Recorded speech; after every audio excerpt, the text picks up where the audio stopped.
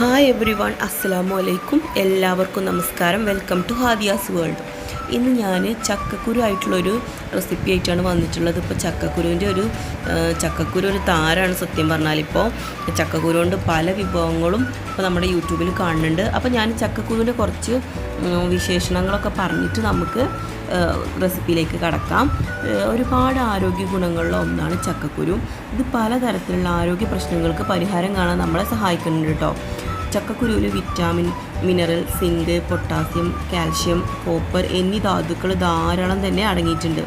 അതുകൊണ്ട് തന്നെ നമുക്ക് ഇത് ആരോഗ്യത്തിന് പ്രശ്നം ഉണ്ടാക്കുന്ന പല അവസ്ഥാന്തരങ്ങളിൽ നിന്ന് പരിഹാരം കാണാൻ സഹായിക്കുന്നുണ്ട്.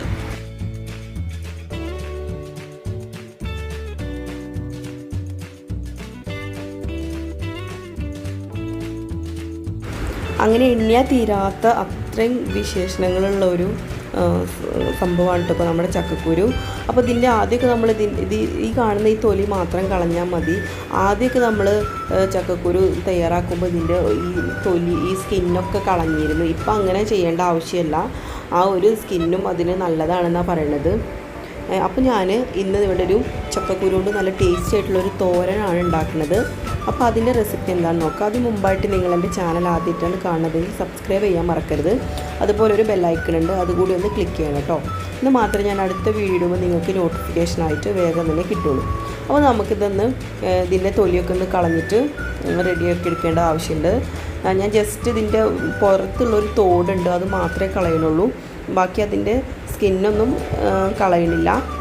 എന്നിട്ട് ഇതുപോലെ എല്ലാം ഒന്ന് അതിൻ്റെ തോട് മാത്രം അങ്ങനെ ചക്കയുടെ കുരുകളൊക്കെ ഇങ്ങനെ തൊലിയൊക്കെ കളഞ്ഞ് 4 പീസായിട്ട് 2-3 കഷ്ണങ്ങൾ ചെയ്തിട്ടുണ്ട്. നമ്മളിപ്പം തോരൻ വെക്കായതുകൊണ്ടാണ് 2-3 കഷ്ണങ്ങളാക്കുന്നത്. ചെറിയ ചെറിയ പീസുകളായിട്ട് കഴിക്കാനാണ് തോരനൊക്കെ ടേസ്റ്റ് ഉണ്ടാവുക.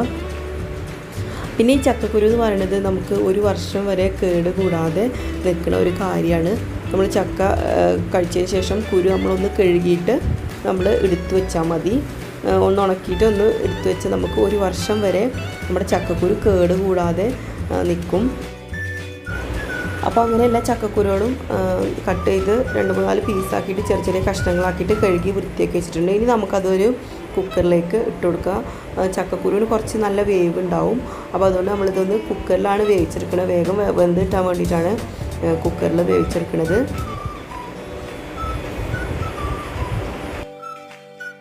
പിന്നെ അതിലേക്ക് ഒരു ഗ്ലാസ് വെള്ളം ഒഴിച്ചിട്ടുണ്ടാവും. അതുകൊണ്ട് ഈ ചക്കക്കുരുവിൻ്റെ ആ ഒരു ലെവലിൽ തന്നെയാണ് വെള്ളം ഒഴിച്ച് കൊടുത്തിട്ടുള്ളത്. അതിലേക്ക് ആവശ്യത്തിന് ഉപ്പും ആഡ് ചെയ്ത് കൊടുക്കുന്നുണ്ട്. പിന്നെ ഒരു 1/2 ടീസ്പൂണോളം മഞ്ഞൾപ്പൊടിയും ചേർത്ത് കൊടുക്കുന്നുണ്ട്. ഇനി നമുക്ക് കുക്കർ അടച്ചു വെച്ചിട്ട് നന്നായിട്ടൊന്ന് വേവിച്ചെടുക്കാം. അപ്പോൾ ഇത് വേവുന്ന സമയത്ത് നമുക്ക് ഒരു 1/2 മുറി തേങ്ങയും 2 ചെറിയ ഉള്ളിയും 2 പച്ചമുളകും എടുത്തിട്ട് നമ്മളൊന്ന് മിക്സിയിലിട്ടൊന്ന് ചതച്ചെടുക്കുന്നുണ്ട്. ഞാനിപ്പോൾ ഇവിടെ 2 പച്ചമുളക് എടുത്തിട്ടുള്ളൂ. നിങ്ങൾക്ക് എരിവിനനുസരിച്ച് നിങ്ങൾക്ക് 2-3 ഒക്കെ ഇട്ട് കൊടുക്കാം.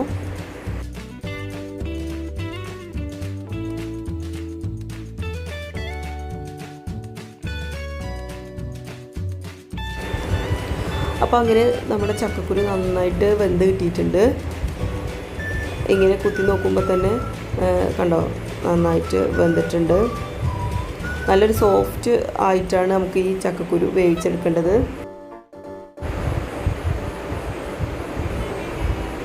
ആ സമയത്ത് തന്നെ നമ്മളെ അരപ്പ് റെഡി ആയിട്ടുണ്ട്.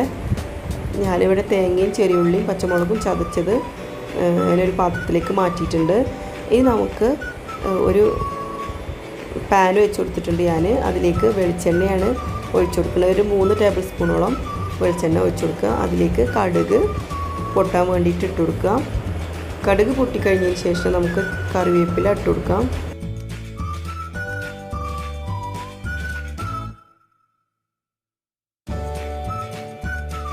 അതിനുശേഷം നമ്മൾ വേവിച്ച് മാറ്റി വെച്ച ചക്കക്കുരു നമ്മുടെ കടുക് പൊട്ടിയതിലേക്ക് ഇട്ട് കൊടുക്കാം.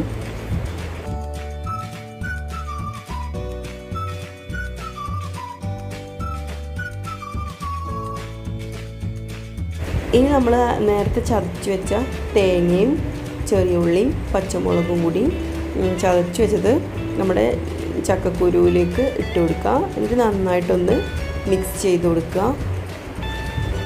നന്നായി മിക്സ് ചെയ്ത് കൊടുത്തതിന് ശേഷം നമ്മൾ ഉപ്പൊന്ന് കറക്റ്റാണോ നോക്കുക. ഉപ്പ് കുറവാണെന്നുണ്ടെങ്കിൽ ഒന്നും കൂടി ഇട്ട് കൊടുക്കുക. നമ്മൾ നേരത്തെ ചക്കക്കുരു വേവിക്കാൻ വേണ്ടിയിട്ട് കുറച്ച് ഉപ്പ് ഇട്ട് കൊടുത്താണ്.